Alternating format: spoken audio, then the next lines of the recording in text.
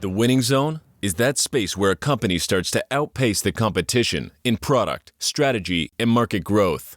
This podcast is where we hear from the executives who are driving that success. Is your B2B sales team missing revenue targets? Frustrated with long sales cycles? Not closing deals after demos? How about new hires? Are they ramping too slowly? Frontline managers struggling to impact quarterly performance? Then consider Close Loop. Drive rapid sales growth with best-in-class sales strategy, training, and playbooks proven to deliver results in some of the fastest growing companies on the planet. Whether you are trying to maintain momentum or create it, we're the agile partners for your sales, customer service, and marketing teams. Consider Close Loop. CLOZELOOP.com. That's CLOZELOOP.com.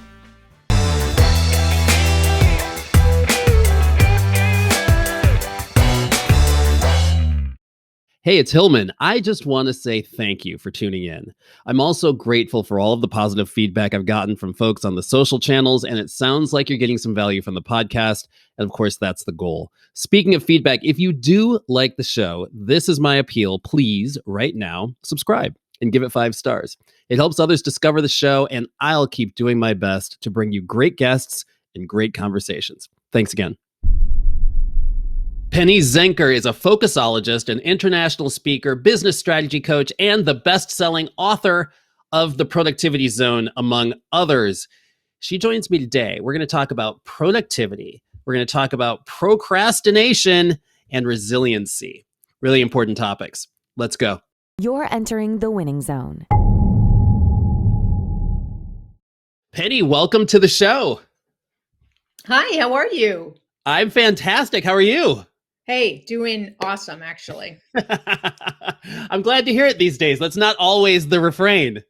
I know. And I feel very grateful that, things are busy and there's different stresses, but I can appreciate that things are going well for me. And I look to spread that optimism and cheer to other people as well. I love it. Let's do it. Let's focus on that. Get it? I'll stick with my day job. So, Focusologist, you refer to yourself and others refer to you as a Focusologist. So, I don't know if you want to get into the etymology of that, but what does it mean to you?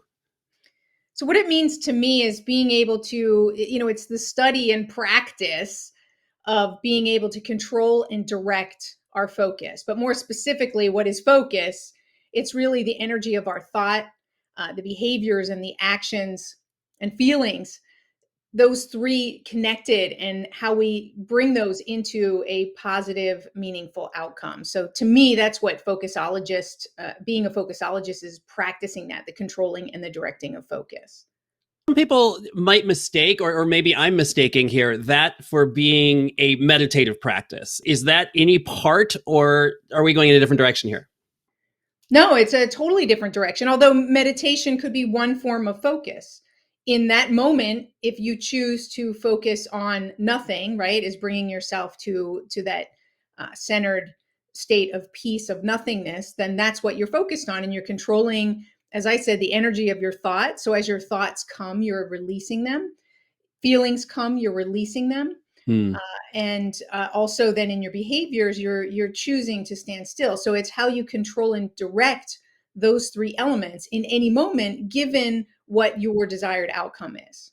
So when you say, go ahead, I'm sorry. I was just going to say, so meditation might be your desired outcome. So that's what you do. If you're focused on a specific goal, like writing an outline for your upcoming book, then that's what you're going to be practicing Focusology around. I love the concept of control and direct. And when you speak of an upcoming book, I should share with the audience that you're the author of The Productivity Zone, Accelerate Productivity, Accelerate Time Management, Accelerate Communication, Accelerate Health, and Accelerate Resilience. I get the idea that you like to get things done and you like to get them done quickly. Is that a fair statement? It is. Well, I have sort of my brand is the P10 Productivity Accelerator. So I think that's why I went with the Accelerate. Tell us about the P10 Productivity Accelerator. Well, it came from the Productivity Zone. So the Productivity Zone is a high performance framework. And it tells us sort of what we need to do, behaviors that we want to focus on around these 10 fundamentals or core drivers, and also what happens when we get outside the zone and how we can use those 10 drivers to get back in. So 10 represents the 10 core drivers of the productivity zone. So the folks who listen to the show are predominantly C-level startup founders, folks who are in really aggressive growth organizations, scaling, sometimes focus can be hard. These are high productivity people by necessity. How do folks like this leverage this productivity zone in the spirit of focus and creating more? Well, I'm going to challenge you in that we're not always looking to create more to be more productive. We don't want to do more. That's actually a myth. I want to do less, but have greater impact. I like I that. want to do less, but make more money. So I think that's the main thing is these 10 drivers help us to step back and get out of that state of being busy. You said setting priorities is hard. I would challenge you on that. Why is it so hard? Mm-hmm. We make things more complex. What's hard about it for you, like setting priorities? I don't find it difficult, frankly, because I'm very good at saying no, but it's taken a lot of time to get there. I think that from the vantage point of focus, I level set on the one or two big vision goals that I'm after, and anything that is not serving those, I know this sounds very callous, but it just goes to the wayside, and I forgive myself for it. I don't know if that's good practice. Is this some of how someone becomes a student of focus? Yeah, absolutely. Because people who get overwhelmed with competing priorities, it's because, like you said, you can forgive yourself. You can let go of those things that are not higher priorities. So you have that clarity. And I think people are exhausted from all the different choices and all the different things that are in front of them because they don't have a process or a system to help them to step back and get that clarity. And it's why they say busy is the new stupid. It's because it doesn't allow us to stop and reflect and really get clear on what's important. I call it living the Pareto principle or the 80-20 rule. If you can get really clear on what the 20% is, that's going to get you 80% of the difference, it's the difference that makes the difference in creating that kind of focus to be successful and accelerate whatever you're trying to achieve. I think intellectually that makes perfect sense. What I'm curious about is how do you take an intellectualization of that, which I think most people could agree on. You can evidence it in your own life, right? Right. How do you make this? You mentioned that this is the study and practice. Focusology is the study and practice. How do you make this a practice? So it's a practice of asking ourselves those questions that help us to determine, is this the highest priority? So how do we align our tasks and our goals? Well, we have to review our goals regularly. So if you have specific goals, you want to review those goals and say, are these still my goals? And if they are, what am I doing on a day-to-day basis that brings me forward in those goals every single day? So that's the practice, is setting time, is asking yourself those questions, reviewing your goals, and then allocating the time that you need to take that next step, to break down that goal so that you know what those next steps are. It's not brain surgery, right? I may not be saying something that's new, but what happens is that through a practice of time tracking, for instance, to be familiar with, well, where are you spending your time now? What's wasting your time? I have a distraction quiz that helps people to see what their distraction profile is. How do they take those things out of the equation so that they can be more focused? So those are different elements that come as part of a practice. What I'm hearing, which I love, is that there's a little bit of a loop, which is planning, review, execution, review, planning, review, execution. You know what I mean? And that piece around planning, I think so many people just wing it. Just kind of wake up in the morning and it's like whatever, even just grabbing your phone, which everybody knows is the worst thing to do, right? I still think 90-something% of people with a smartphone do it, right? Why? Because your day now is dictated by what's in your inbox, what's in Slack, what text messages you've received, what news of the day might be, and now you're just kind of on the gerbil wheel, and there is no planning involved. Well, it starts the minute they wake up, right? So they check their phone the minute they get up, which is a practice that I do not do. So I don't just have my morning routine of what I do. I have very clear what I don't do, because then you start the day reactive. So you're right. That's one of the traps, the time traps. Can you share a little bit about what not to be too invasive, but what does your morning routine entail? Well, as I said, I start with the things that I don't do. So I do not check my phone. So that means no text, no emails, nothing before I start my day. So I focus on the things that fill me up, right? No news, all of those things out the wayside. So I do start with gratitude in the morning, and I write down what I'm grateful for. And I set an intention for the day. So that's a practice of focus, right? Is saying, here's my intention of how I want to show up today and what it is that I want to accomplish. So I'll take a look at what my goals are for the day and how I've planned my day. So that's one thing. And then I'll do something for my body. Like to, when the weather's good, I go out and I play tennis. So I do that first thing in the morning, or I'll do some sort of a walk with my dog, or some sort of movement exercise, drink a glass of water, take my vitamins and my greens. So, I do the things that are going to energize me, body, mind, and spirit. How do you bookend your day? So that's the one bookend, right? And then how I end the day is somewhat similar. Is I review what I'm grateful for, and I don't have a big evening practice. So it's just reviewing what I'm grateful for, and then setting my alarm for when I'm going to get up in the morning, because I make that decision. I'm a big fan of pre-deciding. That's another focus technique. Is I pre-decide the night before, what time am I going to get up, so that I get up when I say that I'm going to get up. That's a thing for me. I don't snooze. It's another thing that I don't do. Yeah. And I started to get into it in the beginning of the pandemic, as I was getting, losing a little bit of motivation, feeling a bit frustrated, and I would just stay in bed. And I realized that creeped into so many different areas of practice where I was just letting myself slip, in what I was eating and how I was taking care of myself. And so I decided I had to stop it there and get back to that pre-deciding the night before. And that's when I'm going to get up.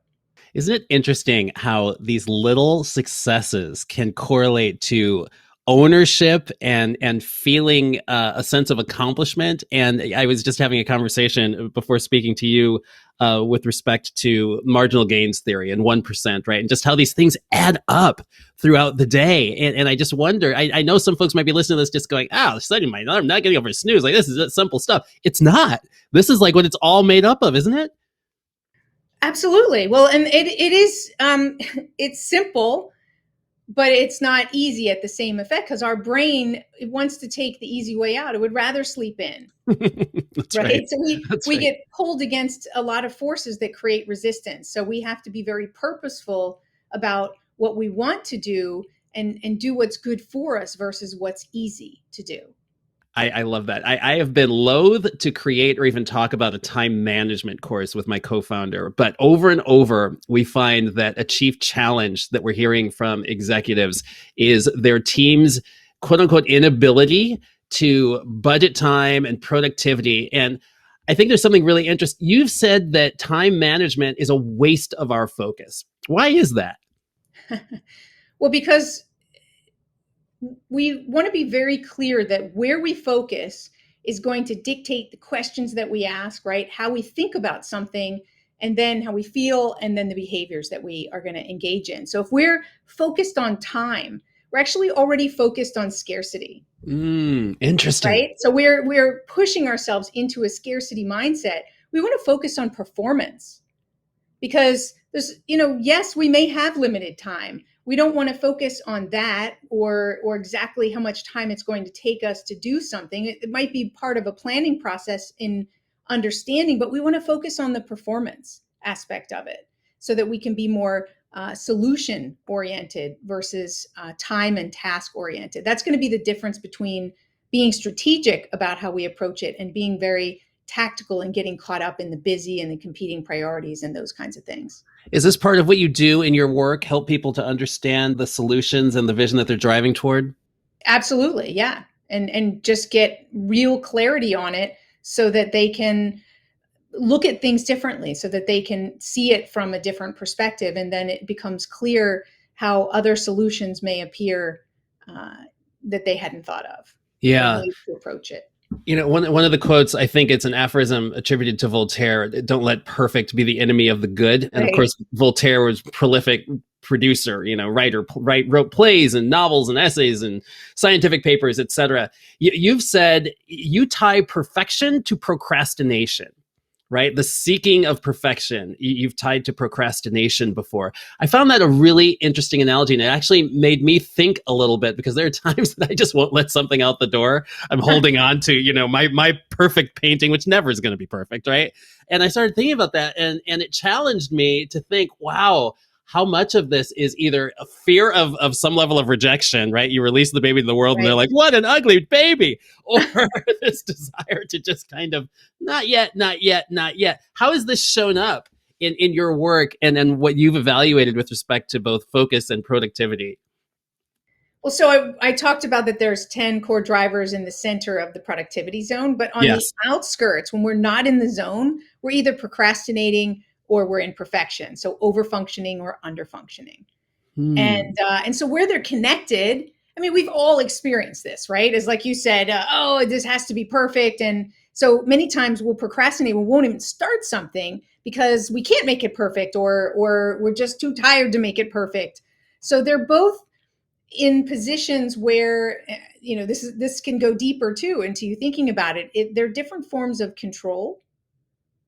And, that's one of the things today with the pandemic, that we when we're trying to control something that can't really be controlled, or over control or under control, and not have that balance, what happens is we exhaust ourselves and our resources, our energy that brings our best, right? So we get caught up in one of those spaces. That means we're not making decisions, right? In procrastination or perfectionism, we're both not making decisions to move forward. And so there's an interesting sort of crazy eight kind of loop there, is that, you move from one into the other and back. What about this issue of burnout? A lot of folks, this is kind of prevalent in the news these days. The World Health Organization, I think in 2019, in advance of the COVID pandemic, right? They slated burnout as diagnosed by a number of symptoms, and actually officially classified it as a medical diagnosis. Is now the time for increased focus? Or is now the time to, I guess these don't go, this is not a binary question. We could focus on doing less, right? Yes, I just caught myself as I was going there. Exactly, right? You just got the big light bulb. Oh! All in 15 minutes. Wow, you are productive. Okay, our work is done here. Exactly. So really though, I've answered my own question a little bit here, but how are you having these discussions today in a way that's different than it may have been maybe a year and a half or 2 years ago? Well, it's interesting you say that. The discussions really, from my perspective, aren't different. But what's happened is we have a heightened awareness now of our dysfunctions, because whatever was dysfunctional before the pandemic, we kind of got away with. And then it just expanded and got more dysfunctional, or it worked until it didn't work anymore. Interesting. And so, eventually things, for most people who enter into burnout, everything's great until it's not, until everything shuts down and their body doesn't work anymore, right? Because they keep pushing through it. So the discussions are the same, is this has got to be a process of stepping back and seeing what's needed to bring out your best. And at some times when we have high stress and high pressure situations, we need to get really clear on what's most important and let go of all the other things. We need to give focus to taking care of ourselves, to just adding an extra hour of sleep can make a huge difference in the way that we can process the stress and the pressure that we're going through. I mean, our bodies are resilient machines. They are built for resiliency, to eliminate waste, right? And to reproduce cells. but we also have to give it the care that it needs so that it can do the work that it's intended to do. I want to touch on resiliency, but I don't want to move away from the P10 concept. My listeners will kill me if I don't ask you to, at least at a high level, define those 10 core drivers for us. Would you be willing to do that? Sure, absolutely. So I break them out into 3 categories. So the first category to look at is our mindset. And, there's nothing new here. It's just giving us a framework to step back and to measure ourselves with. So, where's our motivation, our level of motivation and our connection to purpose? That's the first one. The second one would be our self-talk. How are we supporting or hurting or destroying ourselves and our productivity through our self-talk? The idea of focus in the mental space of, are we focused on the problem or the solution? And then the last one is physiology, as I said, getting enough sleep, taking care of our body. Those are the 4 aspects of mindset that any one of those, when you pay attention to those, if they're low, you can see which one is most important and focus on that, and that will get you back into the zone. Then there's the middle category is strategy. It's how we approach things. So we want to be looking at planning, process, and priority. And then the last area is about sustainability. So then the 3 areas in sustainability are progress, making sure that we're stepping back and checking in to see what's working and what's not working, that we're learning from what we're doing, how we measure it so that we have some ability to measure that progress, and then being proactive and staying ahead of things that could get in our way. So those are the 10 core drivers of the productivity zone and how to get back in. And I have an app that will help people to track themselves over time. What's the name of the app? It's the Productivity Accelerator. The Productivity Accelerator. And the book is The Productivity Zone, which can be found on Amazon. Is that right? Yes, indeed. Great. I want to talk about resiliency. You mentioned it with respect to the body. You've written a book called Accelerate Resilience, correct? I have a workbook, yes. You have a workbook, yes. So I'm curious to know, we work with folks who, as I said, are C-level or are scaling revenue. They're in these companies where there's a lot of rejection, whether you're running around on a roadshow trying to fundraise or you're trying to sell your product and, it's early days and folks are telling you, no, it's not quite what I want, whatever. A lot of folks will say that, well, it just requires mental toughness. It requires you just being, rejection proof. And I just feel like some of these are just trite observations from people who aren't really in the trenches, right? This is an easy thing to say until you've invested 20 hours a week and, put your life on hold for this thing and someone tells you, nah, it's terrible. What is the missing piece to resilience that no one's talking about? Well, the missing piece that I talk about, and first I want to say I have been there. I've built an IT business just from myself to a multi-million-dollar business, and I sold it to a public company. So I know firsthand these challenges. You've lived the life. I have lived the life. Yeah. Did you have to be resilient, or was it a cakewalk? Was it a golden path of riches, or did you sweat a little bit? No, I was burning myself out, right? The business was just sucking me in and taking over my life. Yeah. Because I let it. And I come back to living the Pareto principle that really changed my life with a story of somebody that I was working with who just challenged me. So, I had actually, this was after I was running my business. I learned this lesson afterwards because it was burning me out. And so I decided, I had an offer for my business, so I decided to sell it. And I got an offer to be chief technology officer of this market research company, or a daughter company of the market research company.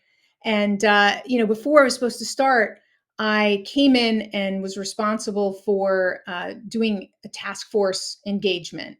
And in this task force, in this reorganization, I ended up taking my boss's job. So instead of getting that 9-to-5 chief technology officer job I thought I was getting, right, that every entrepreneur is like, just get me into a stable 9-to-5 job. Right? We think the grass is greener, but it's not true. Good to know. So I ended up taking my boss's job, who was responsible for a holding company.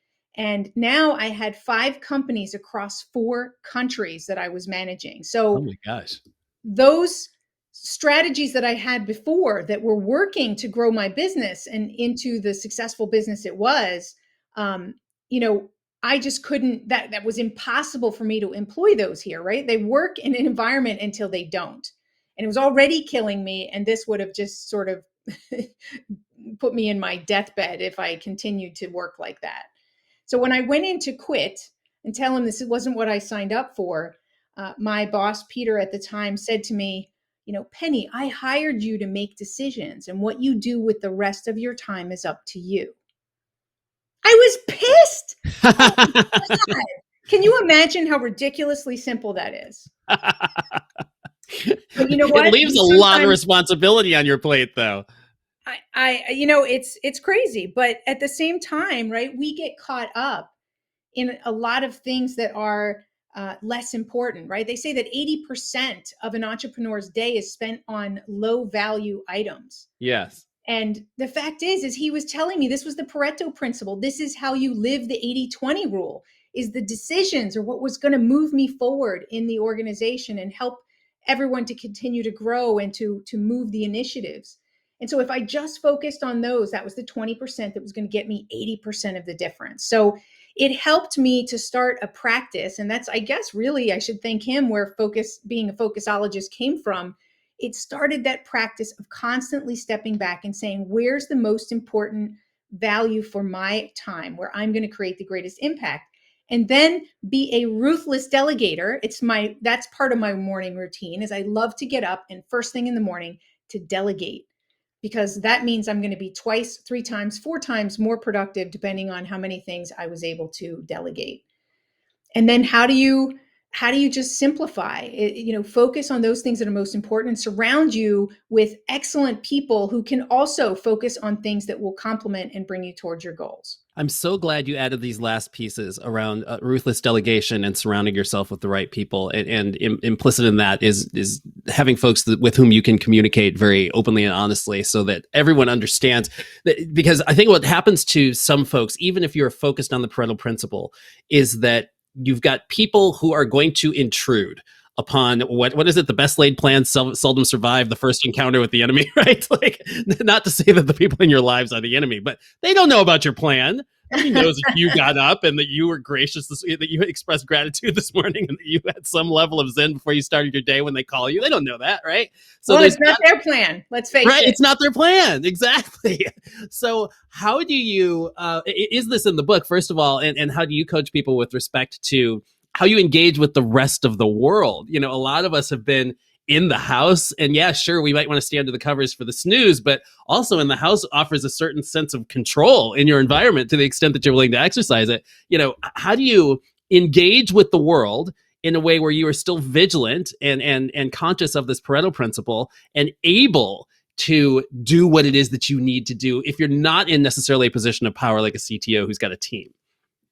Well, I'm not really sure what you're looking for with that, but let me try. And because a lot of people get caught up, we talked about control. So they get caught up in this need to hold on to it and to have control. So that's why they fail to delegate, is because they're micromanaging and feeling like the only way it's going to get done or done the right way is if they do it. So that idea of perfectionism. So that you have to start to trust people around you. You have to communicate with people around you. So if you're all working from home, and it depends on how old your kids are and or you're all in an open office, communication has to be improved, right? In the way that we communicate with one another, to set standards, to make it clear when are open office hours and when are focus hours.